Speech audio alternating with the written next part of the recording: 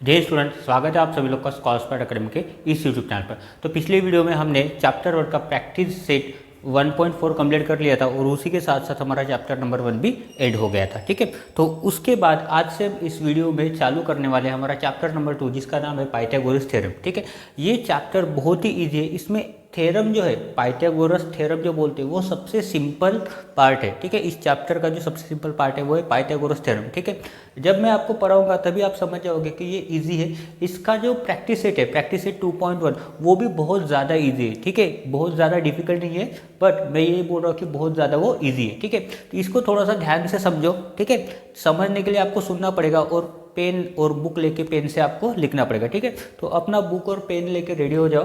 ठीक है, क्योंकि अभी हम आज से स्टार्ट करने वाले हैं हमारा चैप्टर नंबर 2 पाइथागोरस थ्योरम। ठीक है, तो इसमें जो थ्योरम है वो आपको ज़्यादा से ज़्यादा यूज करना है। ठीक है, प्रैक्टिस सेट 2.1 सॉल्व करने के लिए, और जो भी सॉल्व एग्जाम्पल दिए हैं उसके बेसिस के ऊपर भी आप प्रैक्टिस सेट 2.1 पूरा का पूरा सॉल्व कर सकते हो। ठीक है, जहाँ पे भी डाउट आएगा वहाँ पर तो मैं हुई। ठीक है, तो चलिए स्टार्ट करते हैं हमारा चैप्टर नंबर 2 पाइथागोरस थ्योरम। ठीक है, तो पाइथागोरस थ्योरम में सबसे पहले तो हम डेफिनेशन पढ़ते हैं कि पाइथागोरस थ्योरम होता क्या है, उसके बाद में आपको समझाऊंगा कि एक्चुअल में पाइथागोरस थ्योरम होता क्या है। ठीक है, तो देखो पाइथागोरस थ्योरम क्या होता है। In a right angle triangle the square of the hypotenuse is equal to the sum of the squares of remaining two sides. ठीक है, तो क्या बोला उन्होंने, in a right angle triangle, मतलब जो भी राइट एंगल ट्रायंगल होगा। तो अभी राइट एंगल ट्रायंगल की डेफिनेशन क्या है आपके हिसाब से, एक ऐसा ट्रायंगल जिसमें किसी भी एक एंगल का मेजरमेंट कितना हो, 90 डिग्री हो।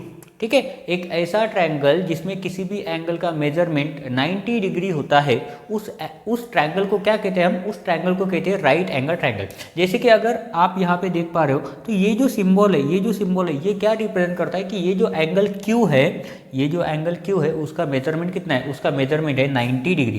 कितना है, 90 डिग्री। ठीक है, तो 90 डिग्री एक एंगल होने की वजह से ये पूरा ट्रायंगल कौन सा ट्रायंगल बन जाता है, वो बन जाता है राइट एंगल ट्रायंगल। कौन सा बन जाता है, वो बन जाता है राइट एंगल ट्रायंगल। ठीक है, तो देखो भी राइट एंगल ट्रायंगल में क्यों बोला है, क्योंकि उसके अंदर एक एंगल का मेजरमेंट कितना होता है, 90 डिग्री होता है। ठीक है, उसके बाद क्या बोला उन्होंने, the square of the hypotenuse. अब हाइपोटेनियस बहुत सारे स्टूडेंट को नहीं पता होगा, तो कोई टेंशन वाली बात नहीं है, मैं बेसिक से आपको समझा रहा हूँ। ठीक है, हाइपोटेनियस क्या होता है, 90 डिग्री, ये जो 90 डिग्री वाला एंगल है एंगल क्यू, उसके अपोजिट साइड में उसके अपोजिट डायरेक्शन में जो साइड होती है, उसके अपोजिट डायरेक्शन में जो साइड होती है उसको कहा जाता है हाइपोटेनस। मतलब ये जो साइड है, साइड पी आर, ये है हमारी हाइपोटेनस। क्या है, ये है हमारी हाइपोटेनस। ठीक है, उसके बाद उन्होंने क्या बोला है, is equal to the sum of the squares of remaining two side. मतलब हाइपोटेनस इसका स्क्वायर किसके बराबर है, sum of the square of remaining two side. मतलब इस साइड का और इस साइड का स्क्वायर करके अगर उनको ऐड कर दो तो किसके बराबर होगा, हाइपोटेनियस के स्क्वायर के बराबर होगा। इसका मतलब हम क्या लिख सकते हैं कि इन triangle P Q R angle Q, ये जो हमारा एंगल क्यू है इज इक्वल टू कितना है, 90 डिग्री है। सो देयरफॉर हम बोल सकते हैं कि triangle P Q R is a right angle triangle. कौन सा ट्रायंगल है वो, राइट एंगल ट्रायंगल है। ठीक है, उसकी वजह से हम यहाँ पे क्या कर सकते हैं, पाइथागोरस थ्योरम को अप्लाई कर सकते हैं। ठीक है, तो पाइथागोरस थ्योरम क्या होता है हमारा, ठीक है, पाइथागोरस थ्योरम में यहाँ पे लिख दे रहा हूँ। सो देयरफॉर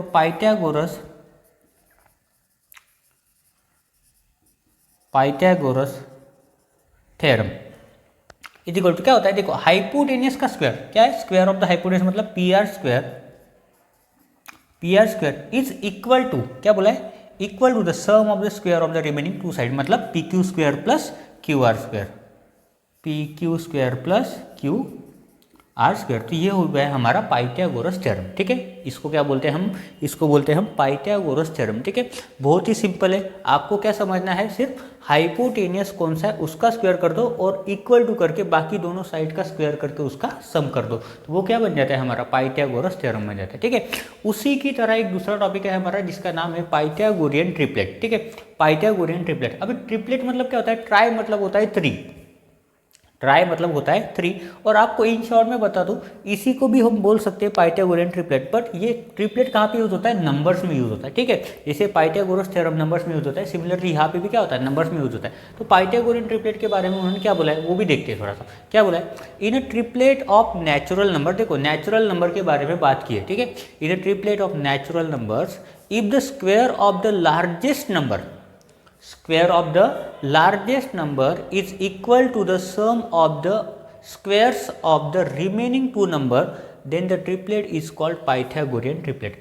इसका मतलब क्या होता है कि अगर कोई तीन नेचुरल नंबर्स दिए हैं, अगर कोई तीन नेचुरल नंबर्स दिए हैं, फॉर एग्जाम्पल मान के चलते, एक सिंपल वाला एग्जाम्पल लेता हूँ मैं, ठीक है, एक सिंपल एग्जाम्पल लेता हूँ। मान के चलते कि 3, 4, 5 ये एक पाइथागोरियन ट्रिपलेट है, ठीक है। मुझे पता है इसलिए मैंने ये एग्जांपल यूज किया, ठीक है। तो इन्होंने जो बोला है वही कॉन्सेप्ट हम यूज करते हैं, ठीक है। इन्होंने जो बोला है, क्या बोला है उन्होंने कि square of the largest number, for example ये स्क्वायर है, ठीक है। लार्जेस्ट नंबर कौन सा है, यहाँ पे 5 है, तो square of the largest number is equal to the sum of the square of the remaining 2 number. तो अभी बचे वाले 2 नंबर कौन से हैं, ये है, तो इसका स्क्वायर प्लस इसका स्क्वायर, अगर ये इक्वल आ गया, मतलब ये जो लेफ्ट हैंड साइड है ये राइट हैंड साइड से अगर इक्वल होती है, तो इसका मतलब ये क्या हो जाएगा, ये हो जाएगा हमारा पाइथागोरियन ट्रिपलेट, ठीक है। तो देखते हैं 5 का स्क्वायर कितना होता है, 5 का स्क्वायर होता है 25। 5 का स्क्वायर कितना होता है, 5 का स्क्वायर होता है 25, विच इज इक्वल टू, देखो 3 का स्क्वायर होता है 9 प्लस 4 का स्क्वायर होता है 16, ठीक है। ये 25 तो एज इट इज रहेगा, इसमें कुछ चेंज नहीं होगा, is equal to 9 plus 16, 9 plus 16 होता है 25, ठीक है। तो यहाँ पे क्या आ गया, यहाँ पे क्या आ गया, 25 इज इक्वल टू 25। आपको अगर मैं 25 रुपीज़ दे रहा हूँ और आप मुझे 25 रुपीज़ दे रहे हो, तो दोनों के पास बैलेंस हो रहा है ना, इक्वल हो रहा है। तो इसी को बोला जाता है Pythagorean triplet. But Pythagorean triplet actual में कौन सा, ये होता है पाइथागोरियन ट्रिपलेट, ठीक है। तो इन तीनों को जब हम सॉल्व करते हैं, लार्जेस्ट नंबर का स्क्वायर जब इक्वल होता है रिमेनिंग 2 स्क्वायर्स के सम के बराबर होता है, ठीक है, सम के बराबर होता है, तो उसे क्या कहा जाता है, उसे कहा जाता है पाइथागोरियन ट्रिपलेट, ठीक है। उसे क्या कहा जाता है, पाइथागोरियन ट्रिपलेट, ठीक है। इसके बाद कुछ प्रॉपर्टीज दिए उन्होंने, 30, 60, 90 डिग्री और 45, 45, 90 डिग्री, और कुछ थ्योरम दिए, वो भी मैं आपको थोड़ा सा एक्सप्लेन करता हूँ। और उसके बाद कुछ सॉल्व एग्जाम्पल दिए, तो सॉल्व एग्जाम्पल आपको ही समझना है, हम डायरेक्टली सॉल्व करेंगे प्रैक्टिस सेट 2.1, क्योंकि सॉल्व एग्जाम्पल ऑलरेडी सॉल्व करके दिए हैं, तो वो मैं आपको नहीं समझाऊंगा क्योंकि वीडियो बहुत बड़ा बन जाएगा, ठीक है। तो देखो फर्स्ट प्रॉपर्टी है हमारी property of 30 degree, 60 degree and 90 degree triangle, ठीक है। कितना, 30 degree, 60 degree and 90 degree triangle, ठीक है। तो देखो उसमें जो बोला है उन्होंने वो हम पढ़ते हैं और उसके बाद इस फिगर की हेल्प से हम समझते हैं, ठीक है। उसमें मैं एक एग्जाम्पल भी समझाऊंगा आपको, तो आपको थोड़ा सा समझने में आसानी हो जाएगी, ठीक है। तो देखो इन्होंने क्या बोला है, if acute angles of a right angle triangle, मतलब ये राइट एंगल को छोड़ के ये दोनों जो एंगल है, अगर वो एक्यूट एंगल है आर 30 डिग्री है 60 डिग्री, मतलब ये दोनों एंगल का मेजरमेंट, अगर एक का मेजरमेंट 30 डिग्री है और 60 डिग्री है, then the side opposite to 30 degree, यहाँ पे 2 आएगा, side opposite to 30 degree angle is half of the, is क्या बोला है, हाफ ऑफ द हाइपोटेनस, मतलब इसके अपोजिट वाली जो साइड होगी एम एन, इन ट्रायंगल अगर हम लिखते हैं in triangle L M N, ठीक है, angle M is equal to कितना है 90 degree, angle L is equal to कितना है 30 डिग्री, और angle N is equal to कितना है 60 डिग्री। तो उनके हिसाब से क्या बोला है, साइड अपोजिट टू 30 डिग्री, मतलब कौन सी होगी, M N is equal to कितनी होगी, हाफ ऑफ द हाइपोटेनियस, मतलब 1/2 एल एन, ठीक है, इतना होगा, ठीक है। उसके बाद क्या बोला है, and the side opposite to 60 degree, side opposite to 60 degree angle is √3/2 times the hypotenuse, मतलब 60 डिग्री के अपोजिट कौन सी साइड है, ये वाली साइड है एल एम, तो ये एल एम क्या हो जाएगी, L M is equal to क्या हो जाएगी, √3/2 टाइम्स हाइपोटेनियस, ठीक है, 60 के अपोजिट वाली और ये एंगल 30 के अपोजिट वाली, ठीक है। ये थोड़ा सा गलत लिख दिया मैंने, एंगल का नाम मुझे शायद लिखना चाहिए, ठीक है, यहाँ पे मैं रब करके एंगल का नाम लिख देता हूँ। एंगल कौन सा है? एंगल एल, ठीक है। और ये कौन सा है? ये है एंगल एन, ठीक है। तो ये समझा। अभी एग्जाम्पल के तौर पर मान के चलते हैं, ठीक है। If L N is equal to 6, L N की वैल्यू कितनी है? 6। तो एम एन कितना होगा? 1/2 इंटू 6, इसका मतलब 2 3 जा क्या हो जाता है 6, तो क्या आ जाएगा? 3। सिमिलरली यहाँ पे कितना आ जाएगा? √3/2 मल्टीप्लाई 2 3 जा क्या आ जाएगा? 6। तो यहाँ पे लिख सकते हैं 3√3, ठीक है। तो इस प्रकार से कोई क्वेश्चन आएगा तो आप ऐसे उसको सॉल्व कर सकते हो, ठीक है। या फिर कोई फिगर दे देंगे और बोलेंगे कि फाइंड आउट करो किसी साइड का लेंथ, तो ऐसे आपको फाइंड आउट करना है, ठीक है। तो उसके लिए आपको ये याद होना बहुत ज़रूरी है, ठीक है, कि 30 डिग्री के अपोजिट वाली साइड है वो हाफ ऑफ द हाइपोटेनस है, और 60 डिग्री के अपोजिट वाली जो साइड है वो √3/2 टाइम्स द हाइपोटेनस है, ठीक है। तो ये आपको थोड़ा सा याद करना पड़ेगा, ठीक है। उसके बाद देखो प्रॉपर्टी ऑफ 45 90 डिग्री ट्रायंगल, तो ये सबसे ज़्यादा इजी है। क्यों? क्योंकि यहाँ पे 45 दिया है, तो इसमें क्या आता है? 45 डिग्री के अपोजिट वाले जो साइड्स होते हैं, अभी कितने साइड आएंगे? 2 साइड आएंगे, तो दोनों इक्वल रहेंगे, ठीक है। तो 1/√2 से हमको हाइपोटेनस को मल्टीप्लाई करना है, ठीक है। तो देखो यहाँ पे जो बोला है वही मैं आपको बताऊंगा अभी। If the acute angles of a right angle triangle are 45 degree and 45 degree, then each of the perpendicular sides is 1/√2 times the hypotenuse। अब ये परपेंडिकुलर साइड जो है, ठीक है, ये दोनों परपेंडिकुलर साइड है, अपोजिट में, तो हम क्या बोल सकते हो? क्या है? 1/√2 टाइम्स द हाइपोटेनस। इसका मतलब अगर मैं बोलूँ कि इन ट्रायंगल XYZ, ठीक है, ये एंगल x कितना है? Angle x is equal to 90 degree, और angle y and angle z, angle y equal है किससे? एंगल जेड से, दोनों कितने? 45 डिग्री, ठीक है। तो हम बोल सकते हैं 45 डिग्री के अपोजिट वाली साइड कितनी है? 1/√2 टाइम्स द हाइपोटेनस।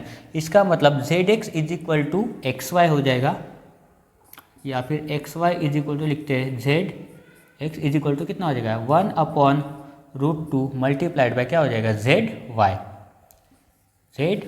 ठीक है। अगर इसमें भी अगर आपको एग्जाम्पल चाहिए तो एग्जाम्पल समझा देता हूँ। यहाँ पे क्या लिया है इन्होंने? If ZY is equal to 3√2, consider करते हैं if ZY is equal to 3√2। तो अभी क्या करेंगे? ZY हमें पता है, क्या फाइंड आउट करेंगे? XY और ZX की वैल्यू। तो देयरफॉर हम लिख सकते हैं कि XY which is also equal to ZX is equal to कितना हो जाएगा? 1/√2 इंटू Z जैसा दिख रहा है ना, तो रब कर देता हूँ, √2 इंटू ZY की जगह क्या लिखेंगे? 3√2। अब ये √2 और ये √2 कैंसिल हो जाएगा, इसका मतलब क्या आ जाएगा? इसकी वैल्यू आ जाएगी 3, मतलब XY is equal to ZX कितना आ रहा है? ये 3 आ रहा है, ठीक है। तो इस प्रकार आपको सॉल्व करना है। इसके बाद जो आपको थ्योरम दिए उसमें से मैं 1-2 आपको समझाने वाला हूँ, ठीक है, क्योंकि थ्योरम बहुत ज़्यादा इंपॉर्टेंट नहीं है, इसमें तो इंपॉर्टेंट थ्योरम 2 ही है, वो है एक पाइथागोरस थ्योरम और उसके बाद है थ्योरम ऑफ ज्योमेट्रिक मीन, ठीक है। तो ज्योमेट्रिक मीन मैं आपको डायरेक्ट समझा देता हूँ, ठीक है। तो यहाँ पे जगह नहीं है तो बोर्ड रब करना पड़ेगा, ओके। चारों थ्योरम का जो स्टेटमेंट है मैंने बोर्ड पे लिख दिया है, मैं आपको सिर्फ समझाने वाला हूँ, ठीक है। उसके बाद हम डायरेक्टली सॉल्व करने वाले हैं प्रैक्टिस से 2.5। तो देखो पहला थ्योरम जो है वो क्या बोल रहा है हमें? Similarity and right angle triangle. पहला थ्योरम कौन सा है हमारा? Similarity and right angle triangle, ठीक है। तो उसका स्टेटमेंट क्या बोलता है हमें? In a right angle triangle if the altitude is drawn to the hypotenuse, then the two triangles form are similar to the original triangle and to each other। इसका मतलब क्या बोला है? देखो ये जो अल्टीट्यूड ड्रॉ की गई है, जो कहाँ पे ज्वाइन हो रही है? इस हाइपोटेनियस को। तो इसकी वजह से ये जो 2 ट्रायंगल है, ये ट्रायंगल और ये ट्रायंगल, ये क्या है? एक दूसरे से सिमिलर है। और अगर ये ट्रायंगल है तो ये दोनों ट्रायंगल भी किससे सिमिलर है? ये ओरिजिनल ट्रायंगल से भी क्या है? सिमिलर है, ठीक है। यही बोलना चाहते हो, ठीक है। तो आप वो थ्योरम पढ़ो और थोड़ा समझ के ले लो, आपको भी स्टेटमेंट याद कर लेना है, ठीक है। स्टेटमेंट याद अगर है आपको तो आपको थ्योरम सॉल्व करना भी आ जाएगा, ठीक है। उसके बाद थ्योरम ऑफ ज्योमेट्रिक मीन, ठीक है, थ्योरम ऑफ ज्योमेट्रिक मीन, इसको आप इंपॉर्टेंट मार्क करके रख दो, ठीक है। क्या है ये? इंपॉर्टेंट, क्योंकि इसके बेसिस के ऊपर क्वेश्चन आते हैं। प्रैक्टिस से 2.1 में क्वेश्चन दिए हैं और इसी के बेसिस के ऊपर एग्जाम में भी क्वेश्चन आ सकता है, ठीक है। तो इन्होंने क्या बोला है? थ्योरम में, in a right angle triangle the perpendicular segment to the hypotenuse from the opposite vertex is the geometric mean of the segment into which the hypotenuse is divided। इसका मतलब क्या बोला है, देखो ये जो QS है, ये जो QS है, जो पॉइंट Q से हम ड्रॉ कर रहे हैं और ज्वाइन कहाँ पे हो रही है, ये हाइपोटेनस पे ज्वाइन हो रही है, जो कि हाइपोटेनस को दो पार्ट में तोड़ रही है, मतलब दो पार्ट में डिवाइड कर रही है। तो इसको जो है, इसको क्या बोला जाता है, ज्योमेट्रिक मीन किसका, PS और SR का। तो हम यहाँ पे लिख सकते हैं कि QS is the geometric mean of PS and SR, और उसका फॉर्मूला क्या होता है, ये QS का इसका स्क्वायर किसके बराबर होता है, PS इंटू SR के बराबर। तो ये फॉर्मूला भी इम्पॉर्टेंट है, इसको आप इम्पोर्टेंट मार्क करके रख दो, क्योंकि इसी के बेसिस के ऊपर आपको प्रैक्टिस सेट पे कुछ क्वेश्चन भी आने वाले हैं, ठीक है। उसके बाद पाइथागोरस थ्योरम मैंने स्टार्टिंग में समझा दिया था, वीडियो के स्टार्टिंग में, इंट्रोडक्शन में। तो देखो पाइथागोरस थ्योरम में फिर से एक बार बोल लेता हूँ। देखो क्या बोला उन्होंने, in a right angle triangle the square of the hypotenuse is equal to the sum of the squares of the remaining two sides, ठीक है। तो ये AC जो है, AC ये हाइपोटेनियस है किस ट्रायंगल में, ट्रायंगल ABC में। तो AC square is equal to क्या होता है, AB square plus BC square, जो कि मैंने यहाँ पे लिख दिया, ठीक है। तो ये भी इंपॉर्टेंट है, ठीक है। उसके बाद कॉन्वर्स में क्या होता है, उल्टा होता है, ठीक है। इन्होंने क्या बोला है, राइट एंगल ट्रायंगल, तो उल्टा क्या होगा, अगर किसी एक साइड का स्क्वायर किसी दूसरे दो साइड के स्क्वायर के सम के बराबर अगर है, तो वो ट्रायंगल कौन सा होगा, राइट एंगल ट्रायंगल होगा, क्योंकि उसकी वजह से क्या हो जाता है, एक एंगल 90 डिग्री बन जाता है। और किसी ट्रायंगल में अगर एक एंगल का मेजरमेंट 90 डिग्री हो, तो उस ट्रायंगल को हम राइट एंगल ट्रायंगल बोलते हैं, ठीक है। वही उन्होंने यहाँ पे स्टेटमेंट में लिख के दिया है, वो भी मैं आपको पढ़ के बता देता हूँ, ठीक है। In a triangle if the square of one side is equal to the sum of the squares of the remaining two sides, then the triangle is a right angle triangle, ठीक है। मैंने जो अभी आपको समझाया था वही इन्होंने यहाँ पे लिख के दिया है, ठीक है। तो ये चारों थ्योरम जो है ये इंपॉर्टेंट है, उसमें से सबसे ज़्यादा इंपॉर्टेंट है ये ज्योमेट्रिक मीन वाला और पाइथागोरस थ्योरम, ये दोनों थ्योरम सबसे ज़्यादा इंपॉर्टेंट है, ठीक है। ये चारों थ्योरम आपको प्रैक्टिस सेट 2.1 सॉल्व करने में हेल्प करेंगे। उसमें भी ये थ्योरम के बेसिस के ऊपर कुछ क्वेश्चन है, आपको पूरा थ्योरम नहीं लिखना है, आपको ये याद करना है। और पाइथागोरस थ्योरम तो आने ही वाला है, क्योंकि लेसन ही है पाइथागोरस थ्योरम, तो उसके बेसिस के ऊपर भी कुछ क्वेश्चन रहेंगे, ठीक है। प्रैक्टिस सेट 2.1 का जो हमारा फर्स्ट क्वेश्चन है वो टोटली पाइथागोरियन ट्रिपलेट के ऊपर बेस है, ठीक है। आपको क्वेश्चन देखने के बाद ही समझ गया, फिर भी मैं आपको क्वेश्चन नंबर 1 पढ़ के पहले बता दे रहा हूँ, ठीक है। क्या बोला उन्होंने, identify with reason which of the following are Pythagorean triplet, ठीक है। तो जो भी क्वेश्चन दिए गए हैं, टोटल 6 क्वेश्चन दिए गए हैं, उनमें से हमें ये आइडेंटिफाई करना है कि कौन सा ट्रिपलेट जो है वो पाइथागोरियन ट्रिपलेट है, और अगर वो है तो उसके साथ साथ हमें उसका रीजन भी लिखना है, ठीक है। तो चेक करते हैं, ये जो पहला वाला क्वेश्चन है 3, 5, 4, ये मैंने आपको एग्जाम्पल में समझाया था, ठीक है। फिर भी एक बार मैं आपको सॉल्व करके देता हूँ। तो क्या करते हैं, जो भी लार्जेस्ट नंबर है, ठीक है, जैसे इसमें लार्जेस्ट नंबर कौन सा है 5, उसका स्क्वायर किसके बराबर होना चाहिए, रिमेनिंग 2 नंबर्स के स्क्वायर के सम के बराबर, ठीक है। तो देखते हैं यहाँ पे 3 स्क्वायर प्लस 4 स्क्वायर, ठीक है। तो यहाँ पे लिख देते हैं 5 स्क्वायर कितना होता है 25 इज इक्वल टू 3 का स्क्वायर 9 प्लस 4 का स्क्वायर कितना होता है 16। तो यहाँ पे आ जाता है 25, 9 प्लस 16 कितना होता है 25, ठीक है, ठीक है। तो इसका मतलब ये क्या है, ये एक पाइथागोरियन ट्रिपलेट है। तो यहाँ पे हम क्या लिख सकते हैं कि left hand side is equal to right hand side, ठीक है। तो रीजन क्या लिखेंगे, square of one side is equal to the, या फिर square of one number is equal to the sum of the squares of remaining 2 numbers, ठीक है। Therefore it is a Pythagorean triplet. तो यहाँ पे लिखते हैं square of one number is equal to the sum of the squares of remaining 2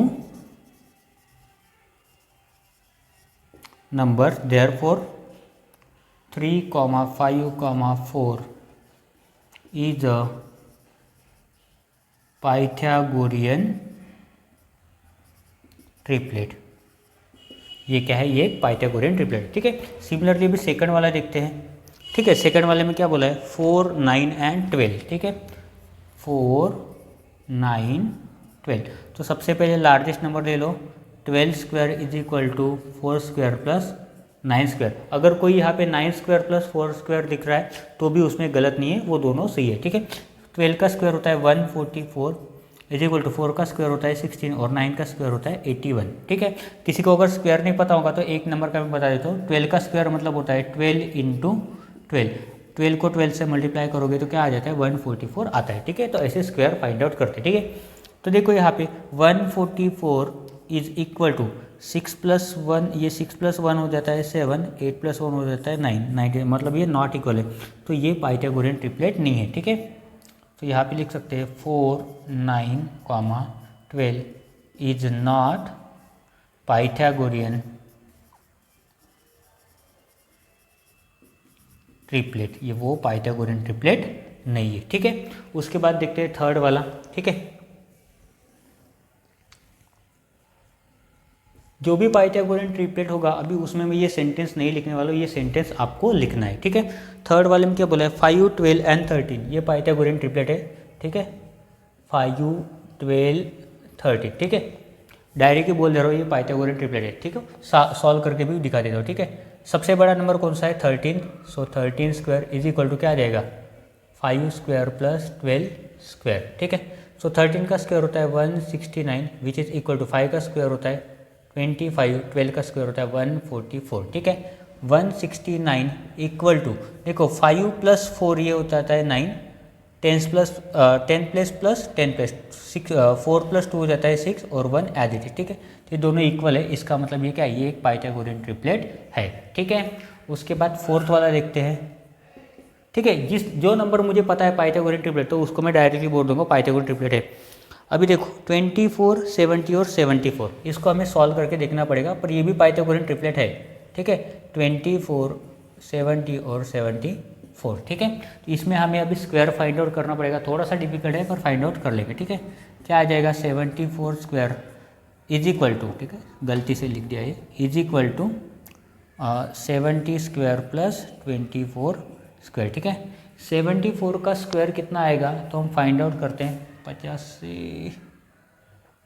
ठीक है, 74, किसी नंबर का स्क्वायर फाइंड आउट अगर करना हो तो एक ट्रिक बता देता हूँ मैं, जिसकी वजह से आप जल्दी से स्क्वायर फाइंड आउट कर सकते हो। तो ट्रिक कौन सी है, जैसे कि ये 74 उसका होल स्क्वायर निकालना है, तो इसमें 3 लाइन खींच दो। ठीक है, देखो इसमें क्या करना है, सबसे पहले 7 का स्क्वायर लिख दो, यहाँ पे कितना आता है 14 उसके बाद 7 4 जा करो और उसके बाद उसको 2 से मल्टीप्लाई करो। 7 4 जा होता है 28 और 28 2 जा होता है 56। ठीक है, उसके बाद 4 का स्क्वायर कर दो। ठीक है, यहाँ पे यूनिट डिजिट से हम क्या करते जाएंगे, प्लस करते जाएंगे, तो 6 एज इट इज लिखेंगे। 6 प्लस 1 क्या हो जाएगा 7। ठीक है, मतलब 57। 5 हो जाएगा कैरी, 49 प्लस 5 होता है 54। सो 5 4 7 6 आ जाएगा स्क्वायर।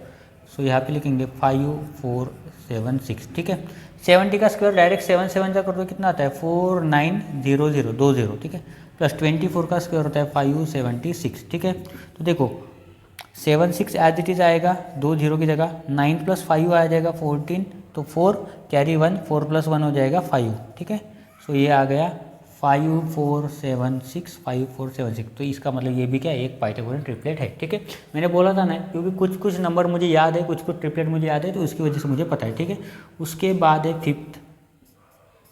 ठीक है, फिफ्थ में क्या बोला है उन्होंने, 10 24 और 27, ये तो कभी नहीं होगा। ठीक है, 10 24 और 27। ठीक है, ये मैंने प्रैक्टिस किया है इसलिए मुझे पता है, जब आप प्रैक्टिस करोगे तो आपको भी याद हो जाएगा। ठीक है, सो 10 27। ठीक है, 27 square is equal to 24 square plus 10 square. ठीक है, 27 का स्क्वायर कितना आता है, उसका स्क्वायर देखते निकाल लेते। ठीक है, 27 का स्क्वायर, 2 का स्क्वायर आता है 4, 2 7 14, 14 2 28, 7 का स्क्वायर आता है 49। ठीक है, सो इसका स्क्वायर थोड़ा सा भूल गया मैं, 9 32 2 4 प्लस 3 7, सो 729 आता है। ठीक है, 729 इज इक्वल 24 का स्क्वायर होता है 576 प्लस 10 का स्क्वायर होता है 100, ठीक है। तो कितना भी कर लो ये 729 कभी नहीं होगा, सो 676 आ जाएगा जो कि नॉट इक्वल है, ठीक है। तो ये पाइथागोरस ट्रिपलेट नहीं होगा, ठीक है। सिक्स्थ वाला जो है वो आपके लिए रहेगा होमवर्क 11 60 61, ठीक है। 11 60, 61। अभी ये पाइथागोरस ट्रिपलेट है या नहीं ये मुझे पता नहीं है, तो इसको आप सॉल्व करके देखो ताकि उसकी वजह से आपको भी पता चल जाएगा, और कमेंट में मुझे बता दो कि ये सिक्स्थ वाला जो है 11 60 और 61 पाइथागोरस ट्रिपलेट है या नहीं, ठीक है। अभी इसके बाद देखेंगे हम क्वेश्चन नंबर 2। क्वेश्चन नंबर 2 जो दिख रहा है वो बहुत ही इजी है, बहुत ही सिंपल है, ठीक है। देखो तो क्वेश्चन नंबर 2 को पढ़ते हैं और इजी है कि नहीं वो चेक भी कर लेते हैं, ठीक है। क्वेश्चन नंबर 2 में क्या बोला है, इन फिगर 2.17, मतलब ये फिगर है 2.17, ठीक है। Angle M N P is equal to 90 degree. ये जो एंगल एम एन पी मतलब ये जो एंगल है वो कितना है 90 डिग्री, वो भी फिगर में दिखाया गया है, ठीक है। Segment N Q parallel to segment M P, ठीक है। परपेंडिकुलर मतलब ये एंगल क्यू यहाँ पे जो फॉर्म हो रहा है ये एंगल ये भी कितना है 90 डिग्री है। M Q is equal to 9, Q P is equal to 4, find N Q, ठीक है। तो ये जो देखो एन क्यू फाइंड आउट करना है, एम क्यू हमें दिया है और क्यू पी भी हमें दिया है। एम क्यू दिया है 9, ठीक है, और उसके बाद क्यू पी दिया है ये 4, ठीक है। तो हमें क्या फाइंड आउट करना है, एन क्यू फाइंड आउट करना है। तो हमें पता है geometric mean, theorem of geometric mean, तो उससे हम सॉल्व कर सकते हैं, ठीक है। तो ये जितना भी डेटा दिया है angle M N P, in triangle M N P, angle M N P is equal to 90, ये सब आप गिवन डेटा में लिखोगे, मैं डायरेक्ट आपको सोल्यूशन लिख के दिखा देता हूँ, ठीक है। तो देखो यहाँ पे आ जाता है यहाँ अपना सोल्यूशन, ठीक है। तो देखो बाय यूजिंग थ्योरम ऑफ, कौन सा थ्योरम, ज्योमेट्रिक मीन। क्या बोलते हैं ज्योमेट्रिक मीन थ्योरम में, एन क्यू का स्क्वायर, क्या बोला है एन क्यू, तो एन क्यू लिखेंगे। एन क्यू स्क्वायर किसके बराबर होता है, M Q multiplied by Q P, मतलब M Q into Q P, ठीक है। दोनों के वैल्यूज दिए गए हैं क्वेश्चन में, तो फाइंड आउट करते हैं। देखो एम क्यू कितना है, एम क्यू है 9 इंटू क्यू पी कितना है 4, ठीक है। यहाँ पे क्या आएगा N Q square, so N Q square is equal to कितना होता है 9 4 तो होता है 36, ठीक है। तो N Q is equal to, ये स्क्वायर उधर शिफ्ट हो गया तो क्या हो जाएगा, स्क्वायर रूट में चला जाएगा, ठीक है। तो N Q is equal to कितना आ जाएगा 36, 6 का स्क्वायर, तो ये 6 का स्क्वायर है, तो इसका मतलब N Q is equal to क्या आ जाएगा 6 आ जाएगा, ठीक है। ये क्वेश्चन भी सिमिलर है, फिर मैं आपको सॉल्व करके दिखा देता हूँ, ठीक है। In figure 2.18 angle Q P R is equal to 90, Q P R मतलब ये एंगल क्या है 90 डिग्री है, ठीक है। Segment P M perpendicular to segment Q R, इसका मतलब यहाँ पे भी 90 डिग्री है, सेम क्वेश्चन है, ठीक है। क्यू एम आर मतलब एम क्या है, ये मिड पॉइंट होगा। P M is equal to 10, find Q R, ठीक है। P M is equal to कितना दिया है 10, Q M is equal to दिया है 8, फाइंड क्या करना है क्यू आर फाइंड करना है। इसका मतलब हमें एम आर फाइंड आउट करना पड़ेगा, और उसके बाद क्यू एम और एम आर को ऐड करके हमें क्या मिलेगा क्यू आर। तो यहाँ पे भी क्या करेंगे, ज्योमेट्रिक मीन थ्योरम क्या करेंगे, अप्लाई करेंगे, ठीक है।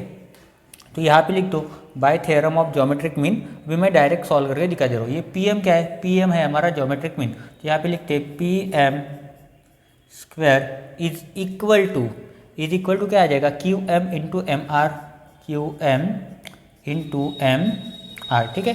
पी एम पता है हमें कितना है 10, उसका square is equal to Q M पता है कितना है, क्यू एम है 8 इंटू एम आर हमें पता नहीं, तो एम आर हम फाइंड आउट करेंगे, ठीक है।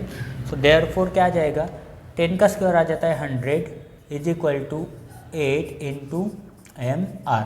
सो देयरफॉर हम लिख सकते हैं कि M R is equal to क्या आ जाएगा 100, ये 8 इधर चला गया तो क्या हो जाएगा डिवाइड कर देगा। सो देयरफॉर यहाँ पे लिखेंगे therefore M R is equal to 100 को अगर 8 से डिवाइड करते हो तो आता है 12.5, ठीक है 12.5, ठीक है। तो ये आ गया हमारा एम आर, पर हमें फाइंड आउट क्या करना है, फाइंड करना है हमें क्यू आर। तो Q R is equal to क्या हो जाएगा Q M plus M R, Q M plus M R. Reason क्या है, देखो ये है रीज़न क्यू एम आर, ये तीनों एक ही पॉइंट पे, क्यू एम आर तीनों भी क्या है एक ही पॉइंट पे, ठीक है। तो यहाँ पे लिख देते हैं Q R is equal to Q M कितना है ये 8 है, प्लस एम आर कितना निकाला था हमने 12.5, 12.5, ठीक है। सो क्यू आर 8 + 12 हो जाता है 20 और ये आ गया 0.5, ठीक है। तो इसका आंसर है 20.5, ठीक है, 20.5, ठीक है। सो क्यू आर की वैल्यू कितनी है 20.5, उसकी लेंथ है, ठीक है। अभी उसके बाद देखो क्वेश्चन नंबर 4 की तरफ बढ़ते हैं, ठीक है। क्वेश्चन नंबर 4 में देखो क्या बोला है, सी फिगर 2.19 देख ही रही है, ठीक है, देख ही रहे हम। Find R P and P S using the information given in triangle P S R, ठीक है। तो इस ट्रायंगल पी एस आर के अंदर जो भी इंफॉर्मेशन दी गई है उसके बेसिस के ऊपर हमें आर पी फाइंड आउट करना है और पी एस फाइंड आउट करना है, ठीक है। देखो ये एंगल दिया है 90 डिग्री, ये एंगल दिया है 30 डिग्री, तो ये एंगल कौन सा हो जाएगा, ये एंगल हो जाएगा 60 डिग्री। तो हमारे पास प्रॉपर्टी है, प्रॉपर्टी ऑफ 30, 60, 90 डिग्री ट्रायंगल, ठीक है। तो उसी को यूज करके हम देखते हैं, ठीक है। So in triangle P S R, ठीक है, angle S is equal to कितना है 90 degree, angle P is equal to कितना है 30 डिग्री। सो देयरफॉर हम बोल सकते हैं कि एंगल आर कितना हो जाएगा 60 degree. So therefore by 30 degree, 60 degree, 90 degree property हमें पता है कि देखो ये साइड का लेंथ दिया है ना एस आर का, किसके अपोजिट है 30 डिग्री के अपोजिट है। तो हम बोल सकते हैं कि S R is equal to 30 degree के अपोजिट हो, मतलब क्या हो जाता है 1/2 हाफ ऑफ हाइपोटेनियस, ठीक है। हाफ ऑफ हाइपोटेनियस क्या है पे, हाइपोटेनियस है यहाँ पे आर पी, ठीक है। हम बोल सकते हैं साइड अपोजिट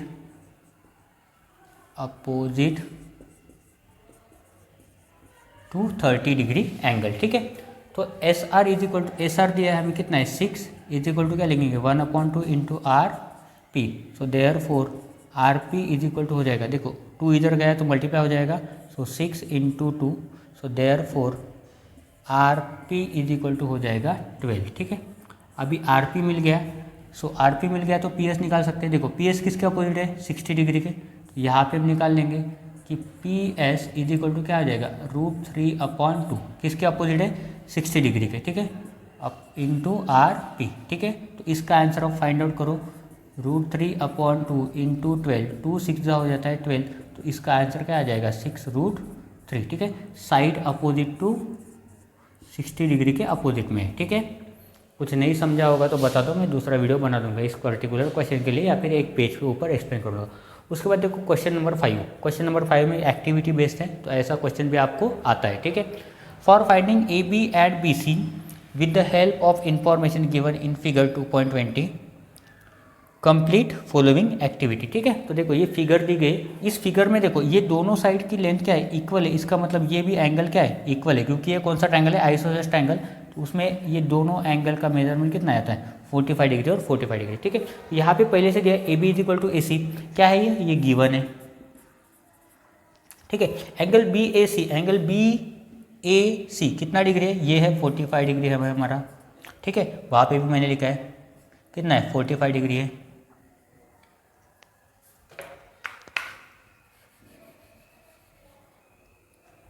कितना वो एंगल है 45 डिग्री, ठीक है। अभी A B is equal to B C कितना होता है, अगर 45 डिग्री के अपोजिट साइड में अपोजिट में जो साइड है वो कितनी होती है 1/√2 टाइम्स होती है, तो यहाँ पे लिख देंगे 1/√2, तो ये आ गया 1/√2 इंटू हाइपोटेनियस, सो 1/√2 इंटू √8, ठीक है। तो √8 को हम लिख सकते हैं यहाँ पे, देखो √8 को लिख के दिखाता हूँ, 4 इंटू 2, 4 था, और 4 किसका स्क्वायर है 2 का स्क्वायर है, तो इसलिए 2 बाहर निकाला है और अंदर क्या बचा √2, सो 1/√2, √2 यहाँ से कैंसिल हो जाता है, तो आंसर क्या आ जाता है 2 अपना आंसर हो जाता है, ठीक है।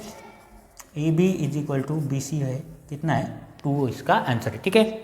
तो देखो वीडियो थोड़ी सी ज़्यादा बड़ी हो रही है, तो उसके लिए हम वीडियो को यहीं पे स्टॉप करते हैं। बाकी जो क्वेश्चन है question number 6, question number 7, question number 8, question number 9 and question number 10 मैं आपको एक दूसरे वीडियो में पढ़ा दूंगा, ठीक है। तो अभी के लिए यहीं पे स्टॉप करते हैं, नहीं तो वीडियो 1.5 घंटे का वीडियो आराम से बन जाएगा अगर मैं सॉल्व करने बैठा तो, ठीक है। तो उसकी वजह से मैं यहाँ पे स्टॉप कर रहा हूँ, ठीक है। तो इस वीडियो में अगर कोई भी क्वेश्चन का सोल्यूशन नहीं समझाओ तो मुझे कमेंट में बताओ, ठीक है। बोर्ड का कुछ प्रॉब्लम हो, आपको नहीं दिख रहा हो, नहीं समझ में आ रहा हो, तो भी मुझे कमेंट करो, ठीक है। और जो भी मैं आपको होमवर्क बोलता हूँ ट्राई करो एटलीस्ट कि उसका आंसर आप मुझे कमेंट करके बताओ। और हो सके तो ये वीडियो है ना अपने दोस्तों के साथ शेयर करो, ठीक है, ताकि उनको भी थोड़ा सा आसानी से कंटेंट मिल जाए और थोड़ा सा उनको भी समझने में हेल्प हो जाए, और साथ ही साथ हमारे चैनल को ग्रो होने में भी हेल्प हो जाए, ठीक है। तो आज के इस वीडियो में हम बस इतना ही पढ़ने वाले हैं। थैंक यू एंड जय हिंद।